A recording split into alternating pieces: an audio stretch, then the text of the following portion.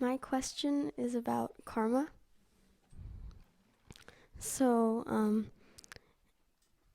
I realize that there is a sort of karma when you die, because it's like based on what you did in your life, it affects what happens next life.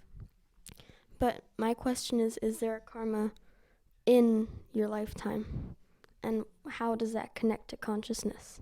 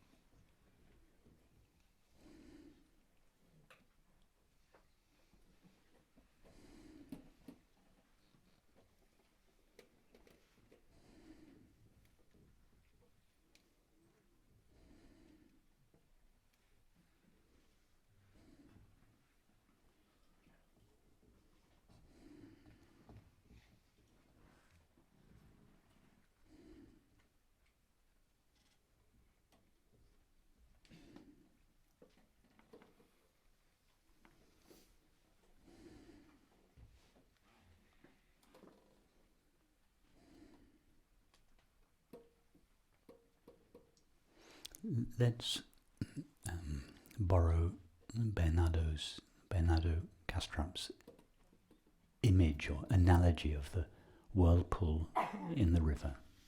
You've heard me describe it before, just briefly for those that haven't.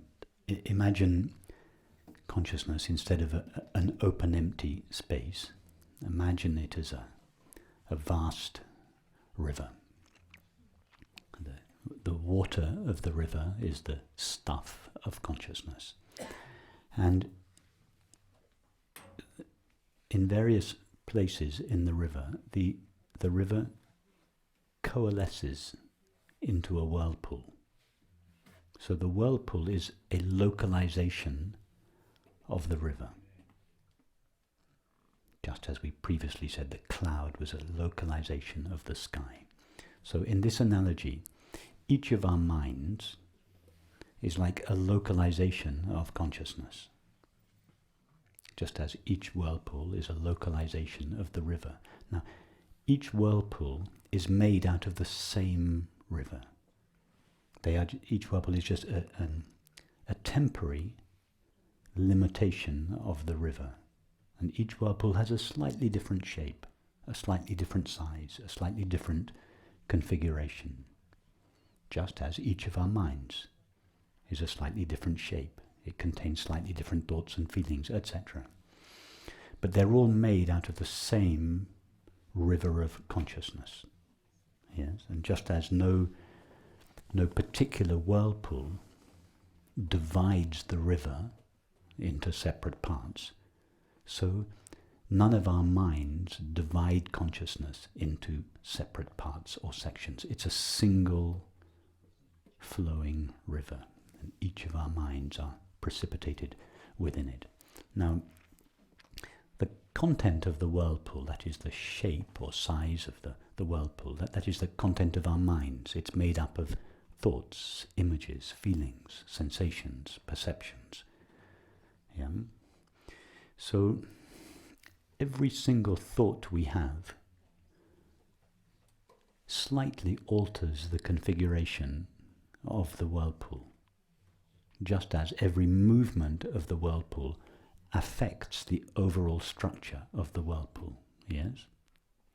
So not only the influence is coming from outside the whirlpool, let's say that there are a series of ripples in the river, and as those ripples flow downstream, they encounter your whirlpool.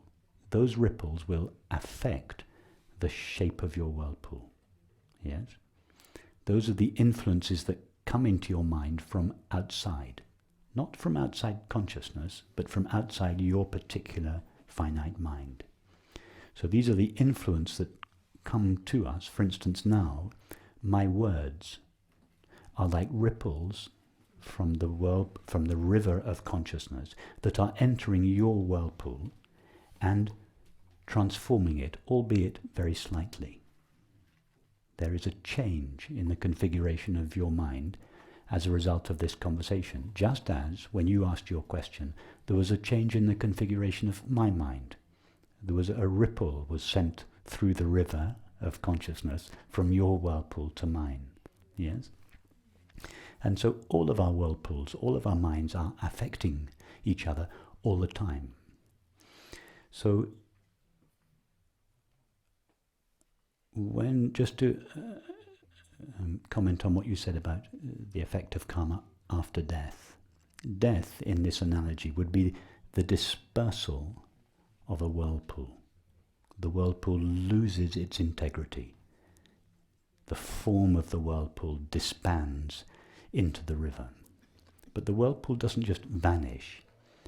Its motion gradually unwinds, and as it unwinds, it sends ripples out into the river, so that long after the whirlpool has vanished, the residues of the energy that sustained it while it existed are still present in the broader medium of the river. And those energies, those ripples, may gather together again downstream and coalesce into another little whirlpool that will grow into a big whirlpool, and that whirlpool will contain the residues of the previous whirlpool. So that's a model of reincarnation, karma being transferred from one body-mind to another. But also within a single lifetime, everything that takes place within a whirlpool has an effect on the whirlpool, as well as having an effect on as well as sending its effect out into the river and affecting all the other whirlpools.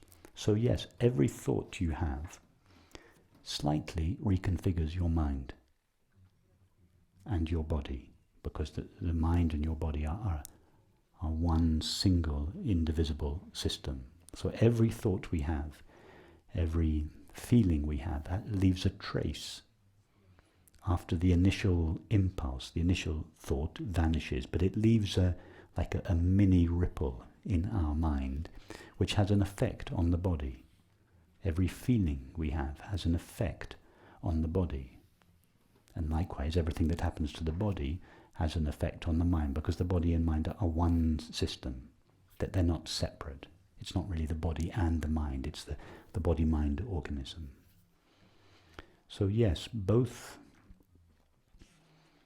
what we think and feel and experience in this lifetime has an effect on the subsequent shape of the whirlpool in this lifetime, and it also has effect on any future offspring that our whirlpool has. In other words, if our whirlpool is transformed downstream into a new whirlpool, a new body-mind.